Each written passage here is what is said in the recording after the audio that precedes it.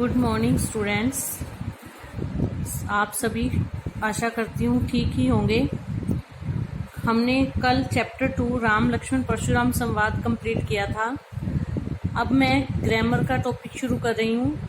हमने 2 चैप्टर काव्यांश के कर लिए और 1 चैप्टर गद्यांश का कर लिया, नेताजी का चश्मा। तो अब हम एक ग्रामर का टॉपिक करेंगे। तो इसीलिए आज हम करेंगे रचना के आधार पर वाक्य भेद। वाक्य का 2 प्रकार से भेद निरूपण होता है। एक अर्थ के आधार पर, जो आपने 9th क्लास में किए थे, कि वाक्य का जो मीनिंग निकलता है उसके आधार पर वो प्रश्नवाचक है, आज्ञावाचक है, निषेधवाचक है।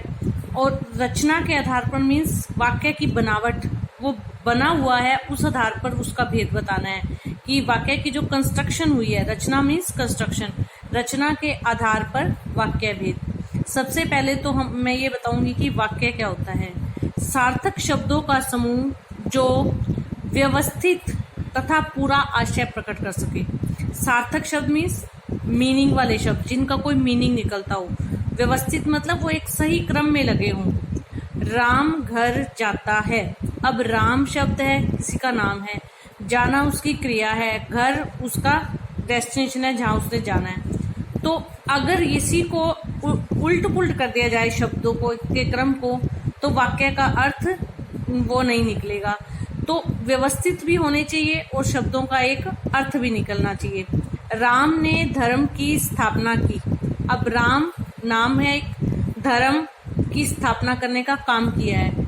अब स्थापना धर्म की राम ने की, मीनिंग वही है लेकिन इनका क्रम गलत है।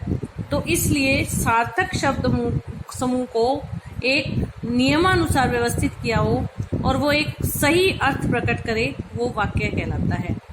सार्थक शब्दों को, जिन शब्दों का कोई अर्थ निकलता हो, ऐसे शब्दों को एक व्यवस्थित रूप में रखकर जो वाक्य बनाया जाता है, जिसका कोई ना कोई आशय या मीनिंग निकलना चाहिए।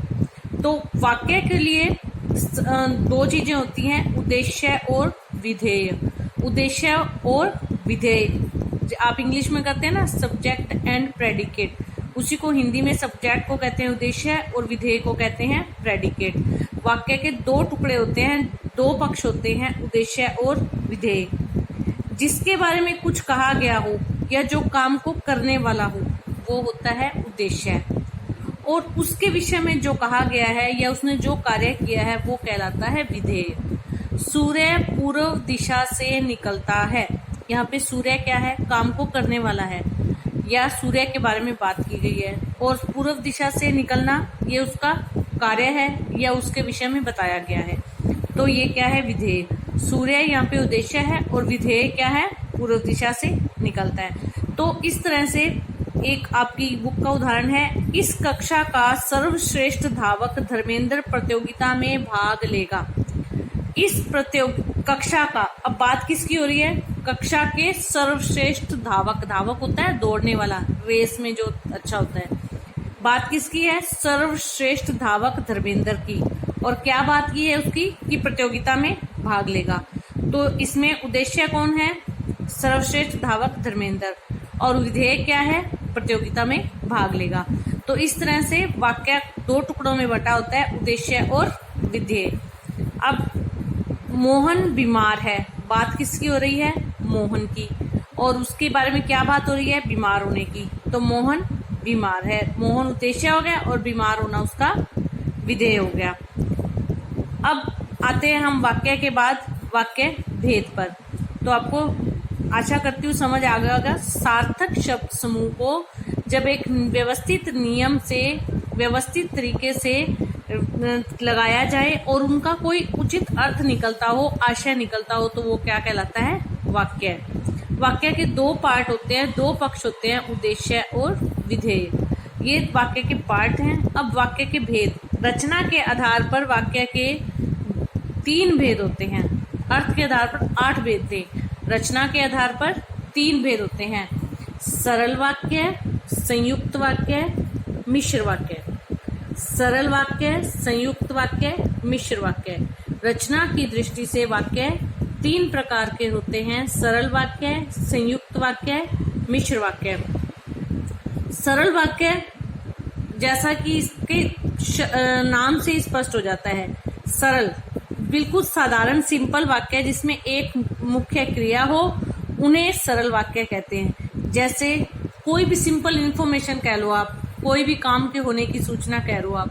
पानी बरस रहा है, बच्चे मैदान में खेल रहे हैं, मोहन पुस्तकें खरीदकर घर से होता हुआ आपके पास पहुंचेगा, पिताजी अखबार पढ़ रहे हैं, माताजी खाना बना रही हैं, बच्चे पढ़ रहे हैं, वह साधु है, वह फुटबॉल खेलता है, बच्चा हंसता है।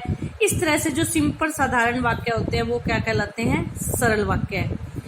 वाक्य का मीनिंग, वाक्य के दो पार्ट होते हैं, उद्देश्य और विधेय, और रचना के आधार पर वाक्य के तीन भेद होते हैं, सरल वाक्य, संयुक्त वाक्य और मिश्र वाक्य।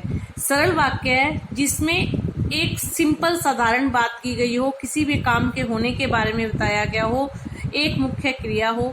इसमें एग्जाम्पल दिए गए हैं, वह विद्यालय जाता है, बच्चा रोज रोता था, लोग इस बात पर हंसते होंगे, वह खाता जाता है, मोहन जा रहा होगा। मतलब सिंपल इंफॉर्मेशन है, वो क्या कहलाती है? सरल वाक्य। तो सरल वाक्य में सिंपल सेंटेंस, उसमें क्रिया एक भी हो सकती है, दो भी हो सकती है, चार क्रियापद भी हो सकते हैं, पांच क्रियापद भी हो सकते। वह पढ़ता चला जा रहा था, पढ़ना क्रिया, चलना क्रिया, जाना क्रिया, रहा था क्रिया। तो इस तरह से है इन्फॉर्मेशन ही, वह पढ़ते हुए जा रहा था, इन्फॉर्मेशन यही देनी है। मोहन भोजन करता चला जा रहा था, क्या इन्फॉर्मेशन दी है? भोजन करता जा रहा था। तो इस तरह से ये सभी प्रकार के सरल वाक्य हैं। इसमें एक ही मुख्य क्रिया है, मुख्य क्रिया के अतिरिक्त जो अन्य सहायक क्रियाएं होती हैं वो सहायक क्रियाएं कहलाती हैं। जैसे समापिका क्रिया, रंजक क्रिया, पक्षवृत्ति आदि बोधक क्रिया। दो से अधिक क्रियाओं वाले सरल वाक्य। वह रोटी खाकर विद्यालय जाता है, खाना खाना पहली क्रिया और विद्यालय जाना दूसरी क्रिया। वह नाच नाच कर गाएगा, नाचेगा भी और गाएगा भी, दो क्रियाएं हैं। तो इस तरह से क्रिया और जो पूर्वकालिक क्रिया, मुख्य क्रिया, सहायक क्रिया, ये दो क्रियापद वाले तीन सिंपल इंफॉर्मेशन, आप इसको साधारण भाषा में कह सकते हैं, जिसमें किसी भी काम के होने की इंफॉर्मेशन दी जाती है, सूचना दी जाती है। बाकी हम कल करेंगे। धन्यवाद।